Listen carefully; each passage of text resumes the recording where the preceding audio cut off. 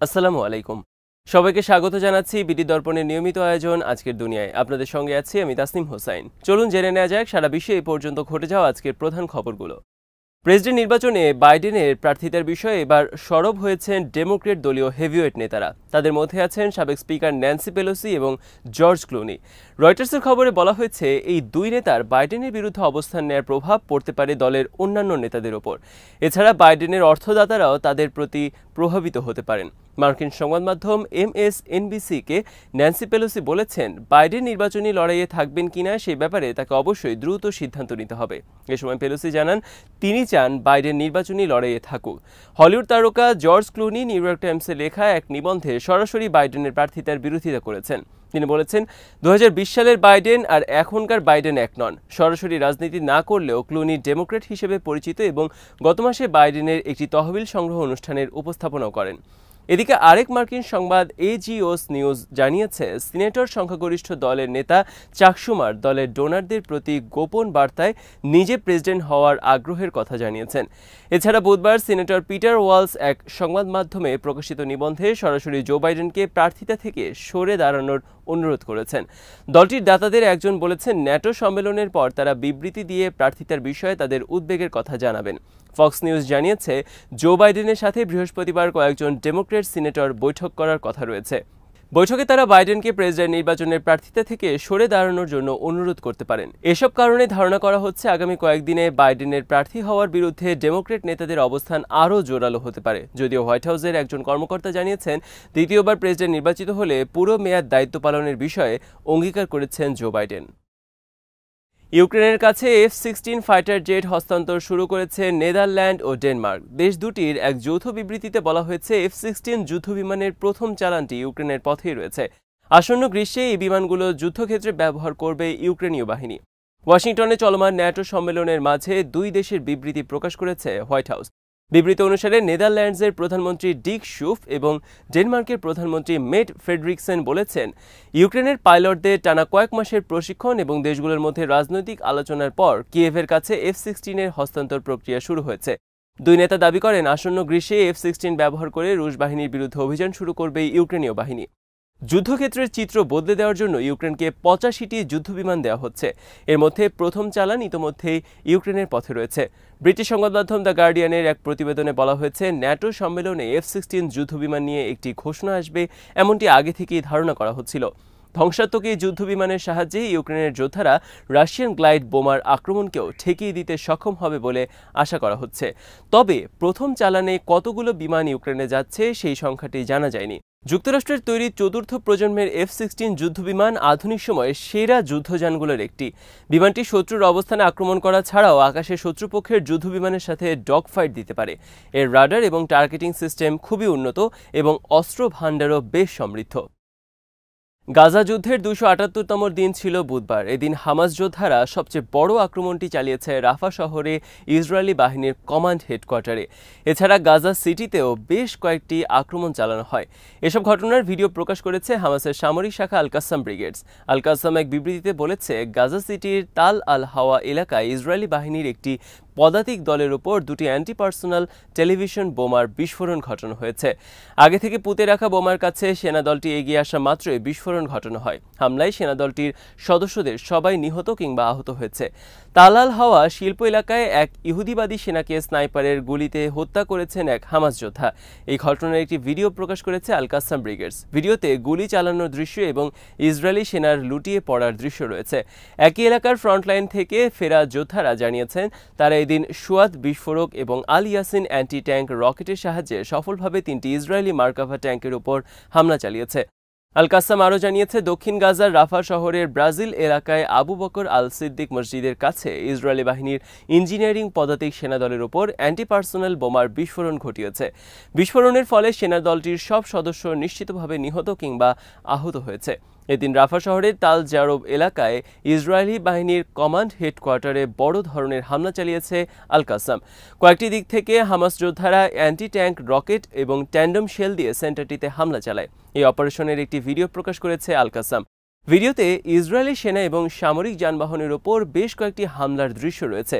গাজা সিটির আল আকসা টেলিভিশনে এই অপারেশনকে হামাসের এবারের যুদ্ধে সবচেয়ে বড় এবং ব্যাপক অপারেশন হিসেবে বর্ণনা করা হয়েছে। ইসলামিক জিহাদের সামরিক শাখা আল কুদস ব্রিগেডস জানিয়েছে তাদের যোদ্ধারা গাজা সিটির তাল আল হাওয়া এলাকায় 3টি ইসরায়েলি সামরিক যান লক্ষ্য করে মাটিতে পুঁতে রাখা বোমার বিস্ফোরণ ঘটায়। একই এলাকায় আরেক দল সেনার উপর মর্টার হামলা চালানো হয়েছে। মর্টার হামলায় নিশ্চিতভাবে হতাহত হয়েছে সেনারা। গাজা সিটির সুজাইয়া এলাকাতেও ইসরায়েলি বাহিনীর উপর মর্টার হামলা চালিয়েছে আল কুদস।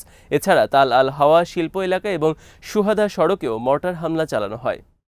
যথারীতি বুধবার ও উত্তর ইসরায়েলের সেনা অবস্থানে সিরিজ হামলা চালিয়েছে লেবানন ভিত্তিক হিজবুল্লাহ। সংগঠনটি জানিয়েছে তাদের যোদ্ধারা দখলকৃত লেবানিজ গোলান উপত্যকার আল জাওরা সেনা ঘাঁটির আর্টিলারি বাংকার লক্ষ্য করে গ্র্যাড রকেটের হামলা চালিয়েছে। মঙ্গলবার রাতে লেবাননের বেকা অঞ্চলে ইসরায়েলি হামলার বদলা হিসেবে এই হামলা চালায় হিজবুল্লাহ। দক্ষিণ লেবানন থেকে আল মায়াদিনের প্রতিনিধি জানিয়েছেন হিজবুল্লাহর হামলার ফলে ঘাঁটির আর্টিলারি রকেট বাংকারে আগুন ধরে গেছে এবং হামলাটি যে লেবানন থেকে হয়েছে সেটিও নিশ্চিত হওয়া গেছে। ইসরায়েলের আয়রন ডোম এয়ার ডিফেন্স সিস্টেম রকেট প্রতিহত করতে না পারায় সেটি টার্গেটে আঘাত হানে। বুধবার রাতে হিজবুল্লাহ আরও 3 দফা হামলার কথাও জানায়। সেতুলা বসতিতে ইসরায়েলি সেনাদের ব্যবহৃত কয়েকটি ভবন লক্ষ্য করে রকেট হামলাও করা হয়েছে। এছাড়া গোলান উপত্যকায় 210তম আঞ্চলিক ডিভিশনের আর্টিলারি রেজিমেন্ট হেডকোয়ার্টার লক্ষ্য করে এক ঝাঁক ড্রোন হামলা করা হয়েছে। হিজবুল্লাহ জানিয়েছে ইসরায়েলি বাহিনীর ইয়ারডন ব্যারাকে তাদের ড্রোন হামলা সেনাদের বাসস্থান এবং যন্ত্রপাতিতে আঘাত এনেছে। হামলায় সেনা সদস্যদের অনেকেই হতাহত হয়েছেন। ইসরায়েলি সেনাবাহিনী জানিয়েছে লেবানন থেকে হিজবুল্লাহর অন্তত 3টি আত্মঘাতী ড্রোন গোলান উপত্যকার কাস্টমস হাউসে আঘাত হেনেছে। হামলায় এক ইসরায়েলি সেনা আহত হয়েছে এবং তাকে দ্রুত হাসপাতালে পাঠানো হয়েছে। এদিন ইসরায়েলি বাহিনীর আরও 2টি ঘাঁটিতে হামলা চালিয়েছে হিজবুল্লাহ। রাত 10:20 চালানো ওই হামলার টার্গেট ছিল আল রামাথা এবং সুমাক ঘাঁটি। 2টি হামলায় সফলভাবে টার্গেটে আঘাত এনেছে বলে জানিয়েছে সংগঠনটির মিডিয়া উইং। ইসরায়েলি সংবাদ মাধ্যম মারেফ জানিয়েছে গত 9 মাসে ইসরায়েলের উপর 6,800 রকেট হামলা চালায় হিজবুল্লাহ। সংগঠনটি ক্রমশই তাদের আক্রমণের গতি বাড়িয়ে ইসরায়েলকে বার্তা পাঠাতে চাইছে বলে খবরে বলা হয়।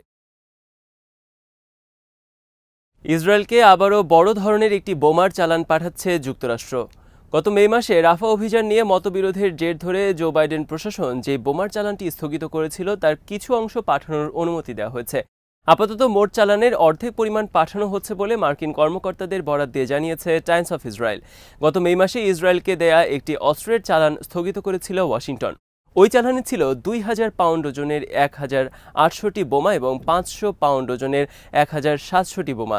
দক্ষিণ গাজার রাফা শহরে জনবহুল এলাকায় এসব বোমা ব্যবহৃত হতে পারে এমন উদ্বেগের কারণে চালানটি স্থগিত করেছিল যুক্তরাষ্ট্র। তবে শেষ পর্যন্ত যুক্তরাষ্ট্রের নিষেধ অমান্য করে রাফা শহরে অভিযান চালাচ্ছে দখলদার বাহিনী। সেখানে প্রতিদিন প্রতিরোধ যোদ্ধাদের সাথে তাদের লড়াই চলছে। এছাড়া ইসরায়েলি বাহিনীর নির্বিচার বোমা হামলার ফলে প্রতিদিন মারা যাচ্ছেন বেসামরিক ফিলিস্তিনিরা। এমন পরিস্থিতির মধ্যে ইসরায়েলকে স্থগিত হওয়া চালানের মধ্য থেকে 500 পাউন্ড ওজনের বোমাগুলো দিচ্ছে যুক্তরাষ্ট্র। ইসরায়েলি কর্মকর্তারা টাইমস অফ ইসরায়েলকে বলেছেন দুই পক্ষ আলোচনার মাধ্যমে মতবিরোধ দূর করতে কাজ করছে।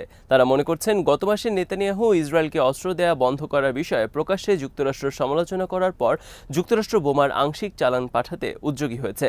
গাজায় আগ্রাসন শুরুর পর ইসরায়েলি অস্ত্র রপ্তানি কয়েক গুণ বৃদ্ধি করেছে যুক্তরাষ্ট্র। যুদ্ধ চলাকালে বিভিন্ন ধরনের অস্ত্রের শতাধিক চালান পাঠানো হয়েছে তেল আবিবে। তবে এর মধ্যে বড় বোমার একটি চালান স্থগিত করেছিল বাইডেন প্রশাসন। শেষ পর্যন্ত সেটিও ছাড় পেয়েছে। গত জুনে ওয়াশিংটন সফরের সময় ইসরায়েলি প্রতিরক্ষামন্ত্রী ইয়াভ গ্যালান্ট হোয়াইট হাউসের সঙ্গে মতবিরোধ দূর করার বিষয়ে দেন দরবার করেছেন। ধারণা করা হচ্ছে এরপরই 500 পাউন্ড ওজনের 1700টি বোমা পাঠানোর অনুমতি দিয়েছে যুক্তরাষ্ট্র। গাজা ভূখণ্ডের উত্তরে তীব্র অভিযানের মধ্যে গাজা সিটির সমস্ত বাসিন্দাকে মধ্য গাজা এলাকায় সরে যেতে বলেছে ইসরায়েলি সামরিক বাহিনী। বিমান থেকে লিফলেট ফেলে এই নির্দেশ দিয়েছে ইসরায়েল। এসব লিফলেটে গাজা সিটিকে বিপজ্জনক যুদ্ধ অঞ্চল হিসেবে বর্ণনা করে শহরের প্রত্যেককে নির্দিষ্ট নিরাপদ রুট ব্যবহার করে এলাকা ছাড়ার নির্দেশ দেওয়া হয়েছে। এছাড়া ইসরায়েলি বাহিনী 2টি রাস্তাও উল্লেখ করেছে যা দেইর আল বালা এবং আল জাওয়াইদাতে আশ্রয় কেন্দ্রের দিকে গেছে। বিবিসির খবরে বলা হয়েছে গাজা সিটিতে এখনও 2.5 লাখ ফিলিস্তিনি অবস্থান করছেন। এদিকে জাতিসংঘ বলছে ফিলিস্তিনিদের সরে যাওয়ার নির্দেশ দেওয়ায় তারা গভীরভাবে উদ্বিগ্ন। যুদ্ধ শুরু হওয়ার পর এই নিয়ে দ্বিতীয়বারের মতো গাজা সিটিকে সম্পূর্ণভাবে খালি করতে নির্দেশ দিল ইসরায়েল। বিবিসি বলেছে, গত 2 সপ্তাহে ইসরায়েলি বাহিনী কয়েকটি এলাকায় পুনরায় প্রবেশ করেছে এবং ইসরায়েলি সামরিক বাহিনীর বিশ্বাস, হামাস ও ফিলিস্তিনি ইসলামিক জিহাদের যোদ্ধারা চলতি বছরের শুরু থেকে সেখানে পুনরায় সংঘটিত হয়েছে। হামাস বলছে, গাজা সিটিতে ইসরায়েলের নতুন এসব কার্যকলাপ সম্ভাব্য যুদ্ধবিরতি এবং বন্দি মুক্তি চুক্তি নিয়ে আলোচনাকে ব্যর্থ করার হুমকি দিচ্ছে। যুদ্ধবিরতি এবং বন্দি মুক্তি চুক্তি নিয়ে আলোচনা বুধবার কাতারে পুনরায় শুরু হয়েছে। আলোচনায় মিশর, যুক্তরাষ্ট্র এবং ইসরায়েলের গোয়েন্দা প্রধানের পাশাপাশি কাতারের প্রধানমন্ত্রী অংশ নিয়েছেন। আজ এখানেই শেষ করছি। সবাই ভালো থাকুন, সুস্থ থাকুন আর দেখতে থাকুন বিডি দর্পণ। চ্যানেলটি ভালো লাগলে সাবস্ক্রাইব করুন। সংযুক্ত থাকুন আমাদের ফেসবুক পেজে। আল্লাহ হাফেজ।